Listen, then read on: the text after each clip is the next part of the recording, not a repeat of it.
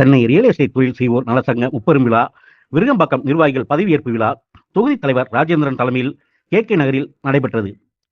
சிறப்பு அழைப்பாளர்களாக நலவாரிய தலைவர் பொன்குமார், மாநில செயலாளர் எஸ்.எம். குமார், விருகம்பாக்கம் சட்டமன்ற உறுப்பினர் பிரபாகர் ராஜா ஆகியோர் கலந்து கொண்டு குத்துவிளக்கேற்றி தொடங்கி வைத்தனர்.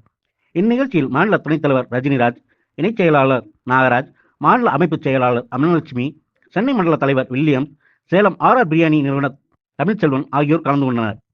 நிகழ்ச்சியில் பேசிய விருகம்பாக்கம் சட்டமன்ற உறுப்பினர் பிரபாகர் ராஜா, தமிழக அரசு சிறப்பாக செயல்பட்டுக் கொண்டிருப்பதாகவும் நலவாரியத்திற்கு பல்வேறு சலுகைகளை வழங்கியுள்ளதாகவும், பொன்குமார் நலவாரிய தலைவராக தேர்வானதற்கு பிறகு ரியல் எஸ்டேட் செய்பவர்கள் நலவாரியத்தில் உறுப்பினர்களை சேர்த்து பல்வேறு நலத்திட்டங்களை செய்து வருவதாகவும், சட்டமன்ற உறுப்பினராக நான் உங்களுக்கு இன்றும் உதவியாக இருப்பேன் என்றும் கூறினார். அதன் பின்பு பேசிய நலவாரிய தலைவர், இன்று புதிதாக பதவியேற்றுள்ள அனைவருக்கும் வாழ்த்துக்கள்.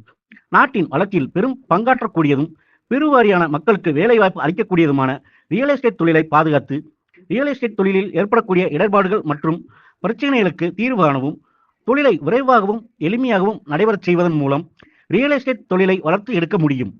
ரியல் எஸ்டேட் தொழிலில் ஈடுபடக்கூடிய தொழிலாளர்கள் அரசால் அங்கீகரிக்க செய்து தொழில் புரிய அடையாள அட்டை பெற வேண்டும்.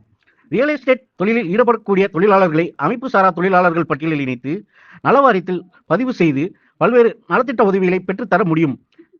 மேலும் எம்ஜிஆர் முதல்வராக இருக்கும்போது கட்டுமான தொழில் செய்த தொழிலாளி ஒருவர் அடிபட்டு இறந்துவிட்டார். அவரது குடும்பம் வறுமையில் உள்ளது. அவரது குடும்பத்திற்கு 10 லட்சம் உதவி கேட்டு எம்ஜிஆர் வீட்டையே முற்றுகையிட்டவன் நான். அதற்காக 15 நாள் சிறைவாசமும் அணைவத்தவன் நான். அப்போது முதல்வர் நிவாரண நிதியிலிருந்து 10 லட்சம் வழங்குவதாக அப்போதைய முதல்வர் எம்ஜிஆர் அறிவித்தார். பின்பு படிப்படியாக உயர்ந்து நான் நலவாரிய தலைவராக பதவியேற்ற பிறகு 8 லட்சம் வரை பெற்றுள்ளோம் என்றார். விழாவின் இறுதியில் நிர்வாகிகள் அனைவரும் உறுதிமொழி ஏற்றுக்கொண்டனர்.